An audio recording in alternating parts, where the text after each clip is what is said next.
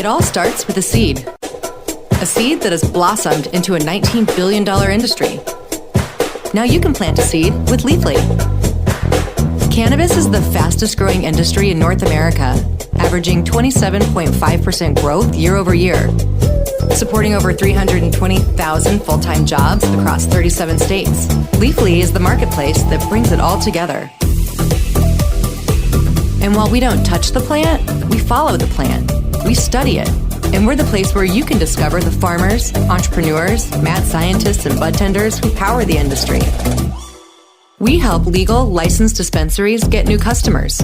We've built the world's most comprehensive strain library, helping patients discover ideal strains for symptoms and locate the stores who sell it nearby. We advocate for legalization with a social justice and equity mindset. Leafly is a content-first marketplace providing truth, science, and options to over 10 million visitors each month. With more than 11,000 articles from an award-winning editorial team and over 1.3 million strain reviews, helping you find and order the products and brands you're looking for 24 hours a day. Leafly is where the industry and the consumer meet. So plant a seed. Let's grow. Leafly. We help the world discover cannabis.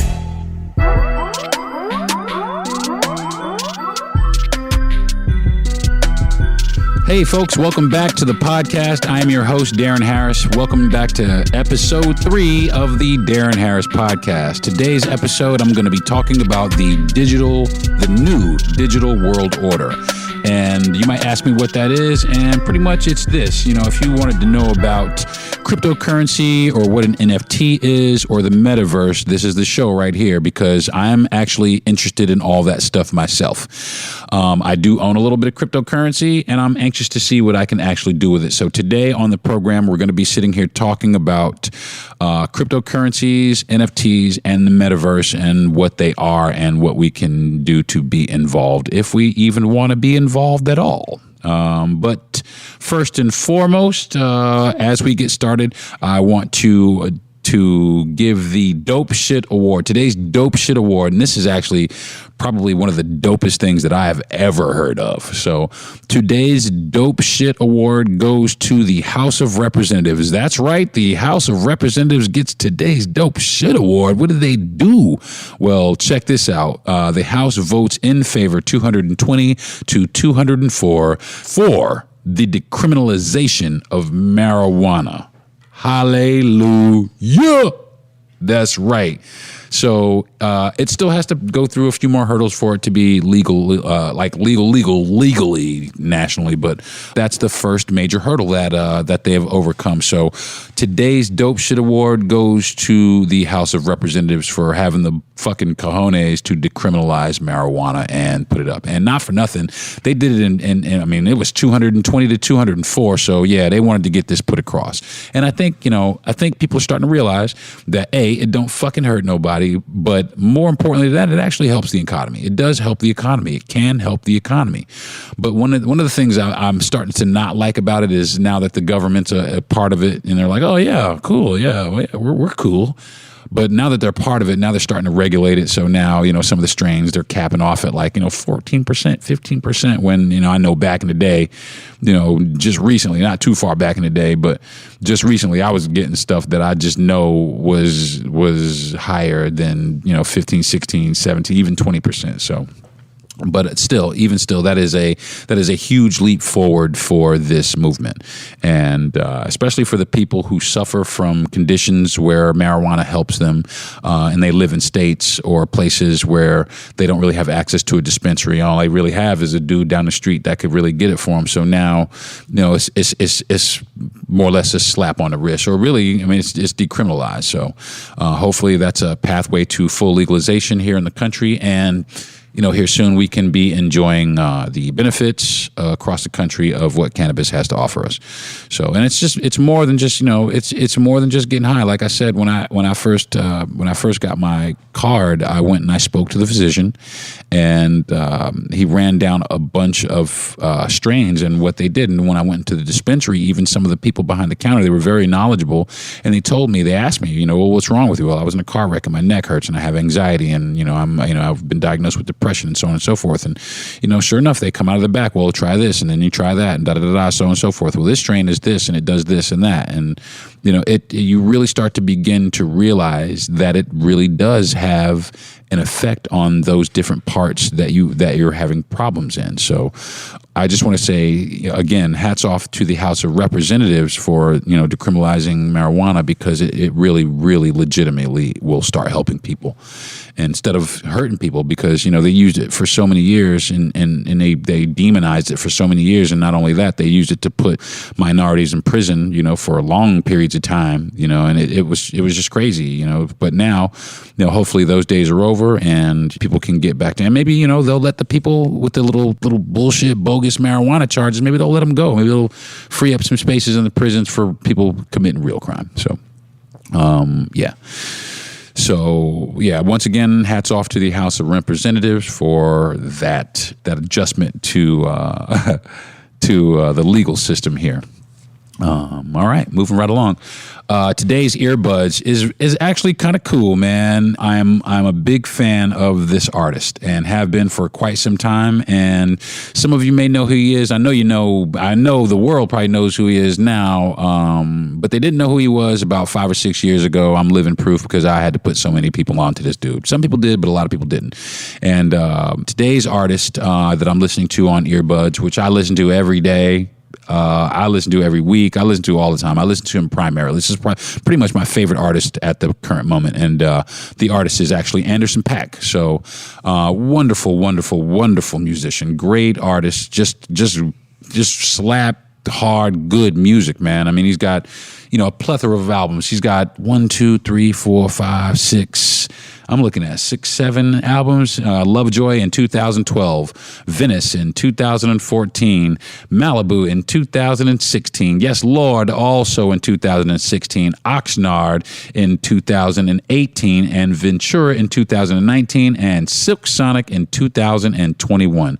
This cat right here is, he's been making music since 2012, but I really picked up on him maybe about 5 years ago, maybe 5, 6, maybe 7 years ago I picked up on him. But ever since I started listening to him, man, I started with the album Malibu, which was in 2016, and it's got my favorite Anderson .Paak track on it, which is actually Come Down, which I think that's just a great, great, great song. Great track, man. Just real simple, too. Real simple, but real impactful, real meaningful.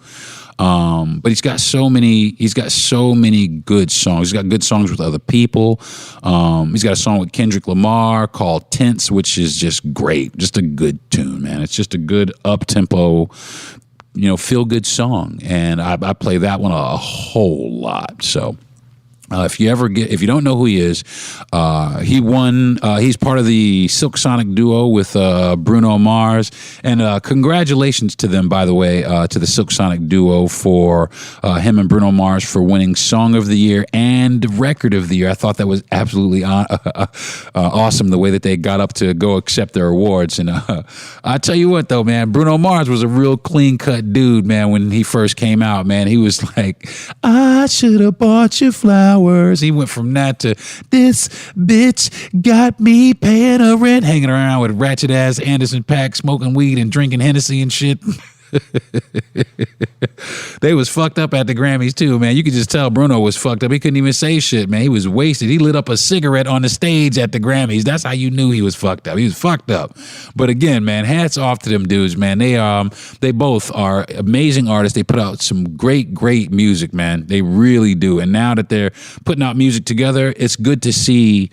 It's good to see like young cats like that, and they're young, well, young considering to me, I'm fucking old, but it's good to see young cats putting out good music, good, like good musicianship too. And it's, I'm a beat maker. I make beats. I don't really write music, anything. I make beats, but it's good to see young cats that are actually musicians, man, that read music, that went to school and learned music theory and put their best foot forward. And, hats off to their music teachers or whoever was behind these cats, because these cats really put some good music out for the rest of us. Just good, feel good songs. Both of them, Bruno Mars and Anderson .Paak. You know what I'm saying? And I knew Bruno Mars had it in him, man. You know what I'm saying? He's got a great voice, but to me, he started hanging around with Anderson .Paak, and I started liking him better. You know what I'm saying? So, because it just seems like he let his hair down. He didn't have to, stand up so much for, what was going on at at his music label. Now he gets, it's almost like the gloves came off. You know what I mean? So, you could tell that. Like I said, when he lit the cigarette up on stage, you could tell like this motherfucker was. I'm gonna do what the fuck I want to do. I'm Anderson .Paak. I mean, I'm Bruno Mars. I'm winning right now. So hats off to these cats for winning, man. So.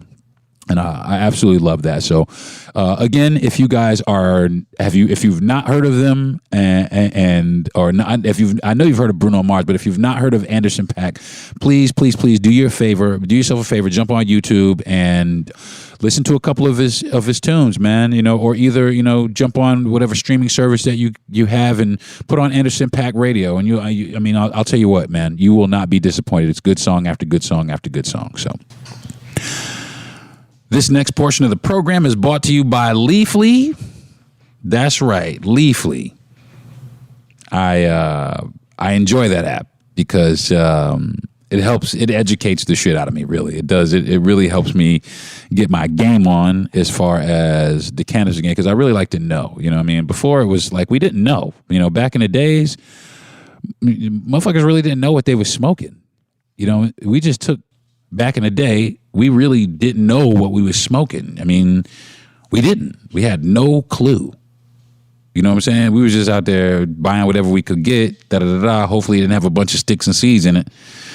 And we smoked it. We didn't know what it was. Sometimes it was oregano. We didn't fucking know. So, shout out to Leafly for making it easy to identify the different strains and actually educate some people about cannabis.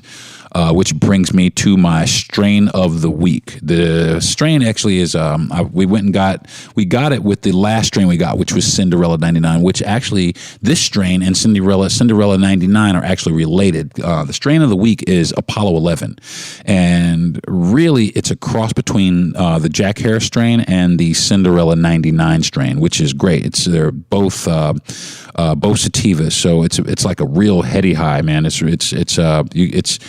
euphoric. It's uplifting. It gives you lots of energy where you can go out, like I said, and that's what I like to do. I like to be productive. If I'm going to do something, I want to be productive at it. I don't want to be, just standing around, with my, so, blasted that I can't do anything or I can't think straight. I like to be productive. So, I'm not one of those guys who sits on the couch and becomes like I become one with the couch after, smoking a blunt or anything like that. I'm not that guy. I want to get up and I want to use it what it's for, which is, it makes you think about different things. And usually, I'm, before I write my podcasts, I make sure that I have something or a strain that is going to make it so that I am productive, so I can think about things from different angles. And this, Apollo 11 actually does the job. It actually makes it so that, I can focus on my podcast. Ironically enough, it makes it so I can focus. So I am a big fan of it, and if you have an opportunity to find it, I would highly recommend that you get it. If you can't find it, like I said, jump on Leafly. Leafly, you can search for it. So search for Apollo 11, and if it's close to you, there'll be a little icon that will tell you. You can click the icon; it'll tell you where it is or where it's located near you. So make sure that when you go and search it, and if it is near you, that you go and try it, because I had a good time with it. My wife had a good time with it, and we absolutely loved it. So now it's time for What's Poppin'. What's poppin', folks, today? What is popping today? What is popping today? Today is the new digital world order is really what's popping. That's what's really going down right now. It's kind of taking over everything. It's taking over everybody's lives, and because I think, people are really starting to gain wealth from it. So people are really, young people. And so people are starting to take notice of it. And it started with cryptocurrency. It started with Bitcoin. And I didn't really hear about Bitcoin till later. I heard about it, but I didn't really know what it was or anything like that. But I had heard about it through a friend who was like, yeah, I'm going to get a little bit of this stuff they call Bitcoin. It's supposed to be some sort of digital money. You can do like digital stuff with it, And he went and bought a little bit, and he ended up selling it. He's, of course, because he's not rich now, but he ended up selling some, selling it off or whatever. But he was the one. My friend was the one who actually had introduced it to me first. And I jumped on. I started looking at it, and about that time, when I started really kind of looking at it, it was about 2016, and it wasn't too much. It was about 2015, 16. It was like $4,000 or $5,000, something like that.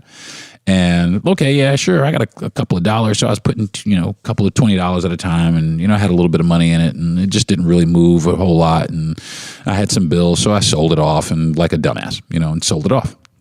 And then around 2017, it started to explode, and it went from being to like $16,000, $17,000, and everybody, Bitcoin went up to $17,000, and that was like 2017, and then it tanked, and it groveled for a little while, and it was down there, and it kind of went down, and nobody.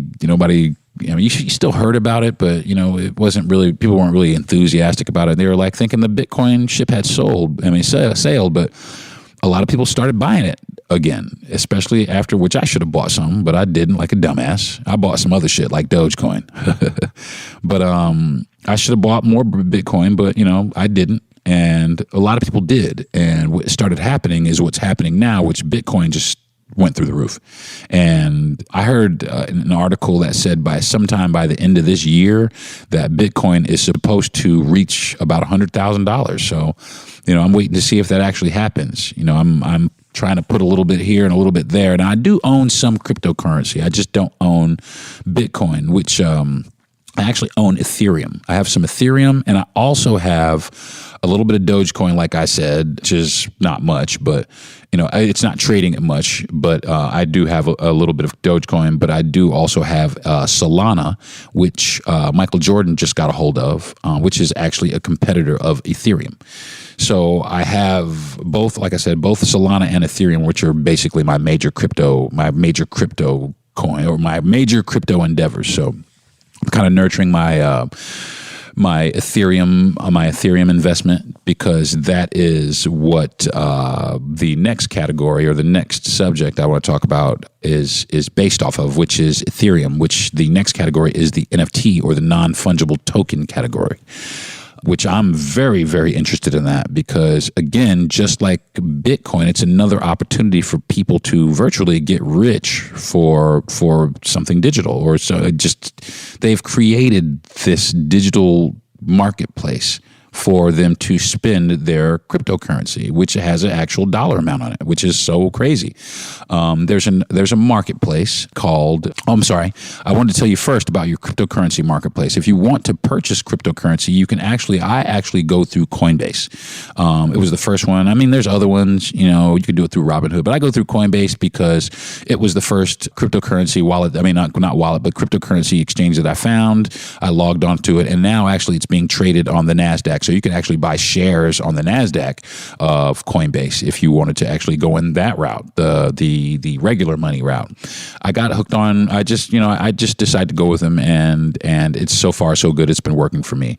And they just recently came up with a crypto wallet, so you can put your cryptocurrency in a crypto wallet, which brings me back to the non-fungible tokens. Now, the non-fungible tokens are basically artwork or items that are put on a blockchain. I'm just paraphrasing because I'm really not super familiar with it, but what it seems like to me is it's digital artwork that people are selling for cryptocurrency or things. There was a person here where I live, in the area that I live in, and I live in the Tampa Bay area. I don't live in Tampa, but I live in the Tampa Bay area. But somebody in here where I live, they sold their home as a non-fungible token, and they collected Ethereum for it, cryptocurrency for the sale of their home. And it's crazy because, Ethereum, when I first bought it, was around, $300 or $400, $500. And then it went up a little bit, and I thought it was cool. So I took, $45, $50 out of it because I didn't have very much into it. So I took out a little bit of money, but I left some of it in there. And then when I came back, it had actually grown again to where it is now, which the Ethereum is trading at around $3,000, $3,500. But when I jumped on, it was about $3,000. So I started investing, and it went down a little bit. So I was able to invest a little bit while it was under $3,000. And I started putting, $20 here, $30 there, $10 there. So now it's gone up to $3,500. I think it's trading at like $3,500 now. So, I've actually made a little bit of money trading Ethereum. Not a lot, and really, really not a lot. By no stretch of the imagination am I a millionaire. Let's not get it twisted. But I do see how it works. I'm starting to see how it works. And I'm starting to see how it works with the non-fungible tokens. So there is a marketplace that I go to. And it's called OpenSea, OpenSea. And what it is a marketplace for NFTs or non-fungible tokens. And you can log onto this and like I said, it's crazy what people buy and what they buy it for. It's so ridiculously crazy. And it just goes to show you, like, some of it can be frivolous. Some of it seems very frivolous, but at the same time, some of these people they just earned an enormous amount of wealth that they haven't really spent a lot of money on. Some of these guys put down, $25 at the beginning of Bitcoin when it was like 6 or 8 cents or some dumb shit like that. They bought a bunch of it and now they have millions of dollars. And that's really kind of how it shaped up to be. Some of these people just they forgot about it and was like, what? Bitcoin went up let me go check the Bitcoin that I bought, 11 years ago, or however long they bought it ago. And now it's, that's where they are. So these people are able to, they have this money. So what's happening is these NFT places, these NFT marketplaces, you are able to purchase the NFTs, but currently only with Ethereum. Which is, like I said, trading at $3,500, which the more that it trades, the higher that it gets, and the more popular it becomes, the higher that it goes. And that's what's the thing that people are expecting Ethereum to be the next Bitcoin. So people are frantically rushing to buy Bitcoin, buy Ethereum, and they're also rushing to try and mint or create these digital assets, these non-fungible tokens, which I can't front. I'm a tad bit artistically inclined, and I'm even thinking, what can I create to make a non-fungible token to put it up on OpenSea? So maybe I can charge maybe a half of an Ethereum coin for it, but which is nothing to a lot of these people who have hundreds of Ethereum coins. I have, some people bought these Ethereum coins just like Bitcoin. They bought these Ethereum coins when they were next to nothing. You have bunches of them, and if they like your little piece of artwork, yeah, they'll float you one Ethereum coin. I'm looking at people. There's people, they put up and it's funny because you don't know what works and what doesn't, because there's people that are putting up these NFTs and, some of them are legitimate artists. They put up something and nothing. They're nothing. And other people, they have no artistic ability at all. They put up a few squiggly lines, this, that, make it a little kitty cat or whatever it is, and they put it up and it sells for $24 million. You can't tell, but it seems to be the hottest thing on the internet right now. And that's the craziest thing in the world to me. And I think that it's very intriguing to me. And, people think that the bottom's going to fall out of it, and maybe so, but maybe not, but I'm just anxious to see where it goes from here, because actually what it looks like now is it's the evolution of money. It's the evolution of currency. It's the evolution of, what we pay for goods and services, and actually also the evolution of actual goods and services. So it's tied to all of that. It's tied to the future, and I also think it's tied to some bad shit too. I know it's tied to it's got to be someplace along the line. I know that cryptocurrency like Bitcoin mining, people mine I know that it's taxing on the environment because of the amount of computers that it takes to mine these Bitcoins. But you can mine them. And you can make your own Bitcoin. But I did hear recently that all the Bitcoins that will ever exist are about to be mined, or it's about to be up for Bitcoin. So that leaves Ethereum on the blockchain. So if you were able to get your Ethereum coins, man, I know I'm trying to get mine. I'm trying to get some other ones too, because there's, Bitcoin, paved the way for so many others, but there's so many others that are going to start, breaking out. And Ethereum is one. Litecoin was another one. You have Dogecoin, Shiba Inu. There's all kinds of cryptocurrencies out there. So like I said, get with Coinbase, jump on Coinbase. Coinbase, look at them, check them out, surf around. I mean, I got it on my phone, my iPad, and on my desktop computer where I can just kind of sit here and, just watch the trend. And if it goes down, maybe I might, buy a little bit. If it goes up, maybe I might sell a little bit. But, I'm just trying to have a little bit of fun with it, so. But to continue on with the same subject, the Coinbase wallet. The Coinbase wallet is how you sign into OpenSea, which is a part of the from what I'm understanding, I could be wrong, but I think it's part of the Web3 applications or the start of the Web3. Now people are like, what the hell is Web3? Because I was like, what the hell is Web3? Well, I mean, what is it? What is it? And it's the next evolution of the internet. Think about Web2 like this. Web2 was like the age of goods and services. You had like people like Google and Facebook and Twitter and all these. We don't benefit from that. We're not. I mean, we can, but we're not. It's not made for us to benefit from. The applications on Web3, to me, what it looks like is an opportunity for us to actually benefit off of things that we actually create ourselves. Hence the NFT market. People are creating these tokens for themselves and they're making money for themselves, as opposed to going on Facebook and having to buy ads in order to promote ourselves. This metaverse is, it's so different. I used to play a game a long time ago called Second Life, and it was made by a company called Linden Labs, which I believe they just sold it. But to me, it's like what the metaverse, it was like the Metaverse 1.0. Which you could join Second Life and you could move around in this virtual world. You could buy land, and they even had an economy, which their money was called L, and X amount of L equaled $1. So at one point there were plenty of people flocking to play this game because, they had opportunity, or they thought they'd have opportunity to actually make good money in this game. And one girl actually did. It was a girl, I think she was from San Francisco. She went into Second Life and she bought a bunch of real estate, and she made $250 real world dollars buying and selling real estate in a virtual game. So that's basically what is happening in the metaverse, but just on a much greater scale, like a much larger scale. You're able to do so many things in the metaverse. There are games, like we're just talking about the NFTs. There are games. There's one game, it's called Axie Infinity, which actually, this is one of the problems with it, was just hacked. This game, Axie Infinity, was hacked for $620 million. Like a week ago, 2 weeks ago.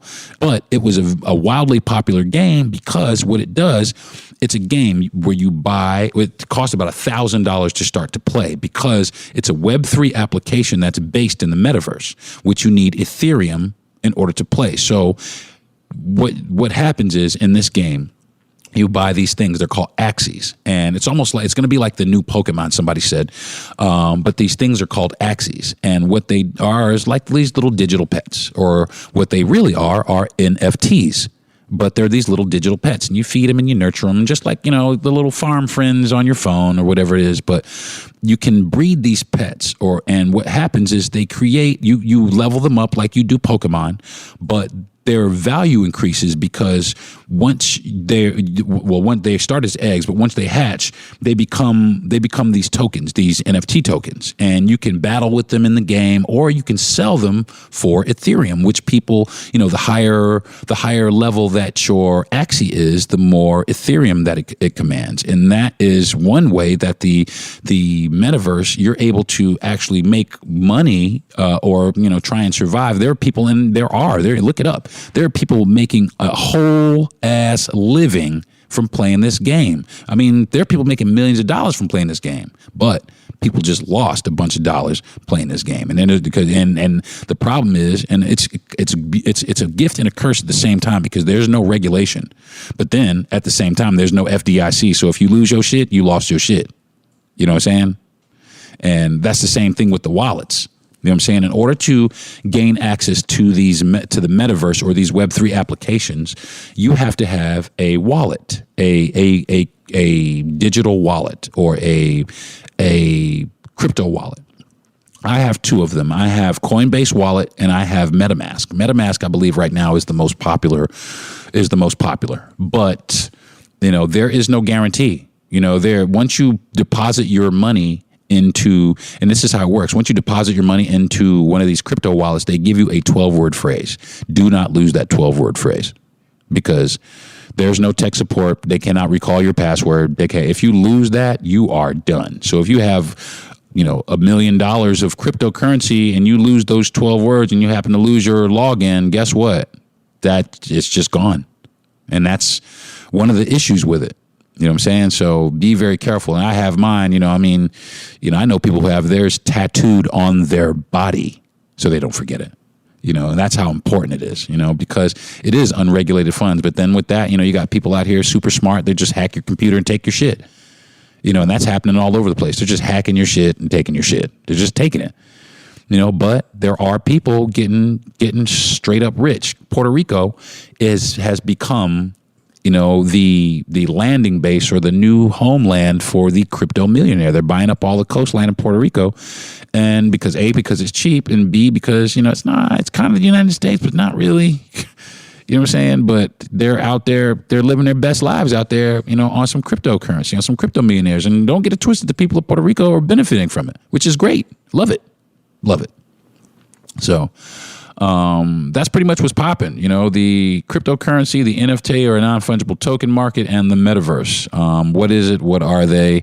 Where is it going? What is it doing? I am just as curious as everybody else out there, so hopefully we can all find out together.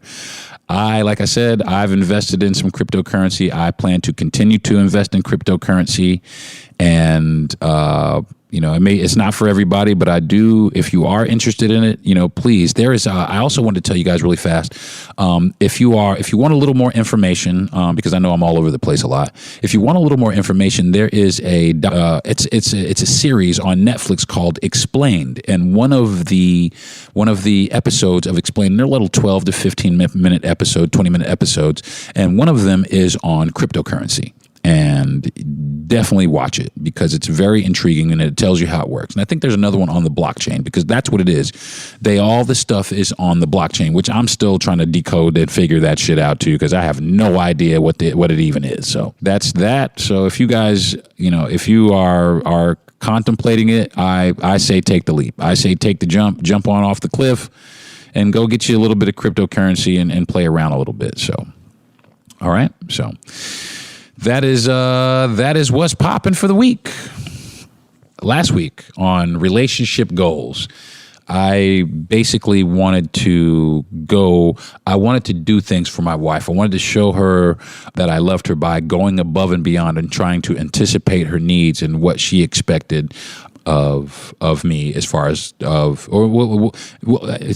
she doesn't know, what she didn't know, I mean, there's some things I did fall short of and some things that I did say that I was going to do that I didn't do, like the dishes, which I'm going to do after I'm done here because I said I was going to do them. But I'm going to do them as soon as I'm done. But there are other things, you just have to be able to anticipate when she's looking around. I know she's looking for her glasses, when she's looking in the refrigerator and I know she's looking for something specific and I show up with 2 avocados because that's what she eats every day, all day. Just things like that. Just being able to show her that I care about you, to think about enough about you to know, what you need when you need it. And the things that I don't know, I rely on her to tell me. And she does. She makes it very vocal when she wants to do something and when she does not want to do something. But the thing about it is trying to get to the point where she doesn't have to be vocal, where I can just, and it's just like having a Jedi mind trick, and nobody has the Jedi mind. Well, some people do, but I want to try and be as close with my wife as I can, all the way down to trying to, anticipate her needs, her next move or what she expects of me. So, and how did I do, babe? You did well. Say it again? You did great. The only thing is that you said you were going to bake me a birthday cake and you did it. Hey, now, there's still some cake over there on the counter, and it's going to get baked over here in a few minutes, so you need to hush that fuss. Hush that fuss. I got to bake a cake.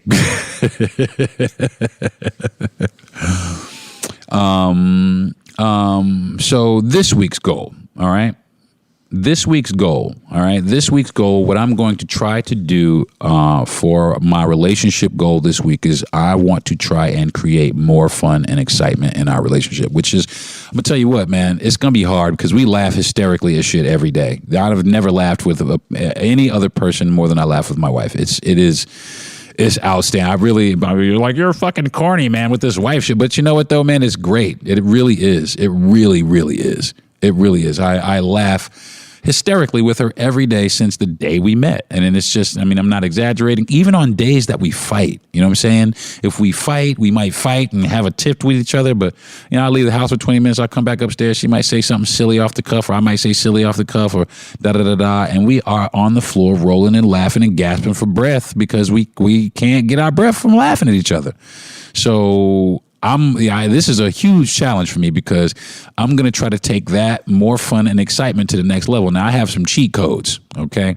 I have Universal Studios tickets. So part of that is I'm going to, I think one of these days, maybe next Saturday or Sunday, we might take a stroll over to Orlando and hit the theme park for the day, or maybe 2 days, who knows, to have a little bit more fun, a little bit more excitement, maybe go to another beach, maybe hit Miami. You know, she hadn't been to Miami. I used to live on South Beach, so I want to take her down to South Beach and let her check it out a little bit. But, you know, usually we're pretty close to the house or, you know, pretty close to home. And I think this week we might try to have a little bit more fun and excitement by trying to explore a little bit more Florida, get out and do a few more things, you know, maybe, you know, go down and visit some friends or something, you know, down in another part of Florida. So, so that's last week's results from the relationship goal and this week's goals. So that's what I want to try to do for next week. All right. Join me next week. That's going to do it this week, but join me next week because next week I think I'm going to be talking about the Great Resignation that's happening here in the country right now. I was a part of it. Are you a part of it? I don't know. I want to find out. But join me next week for the Darren Harris podcast. And as always, thank you very much, everybody, for listening. I could not be here or do this without you. I'd like to thank my wife every day. I'd like to also thank the producers of the show, my best friends. Thank you very much. Please, again, join me next week for the Darren Harris podcast, and peace.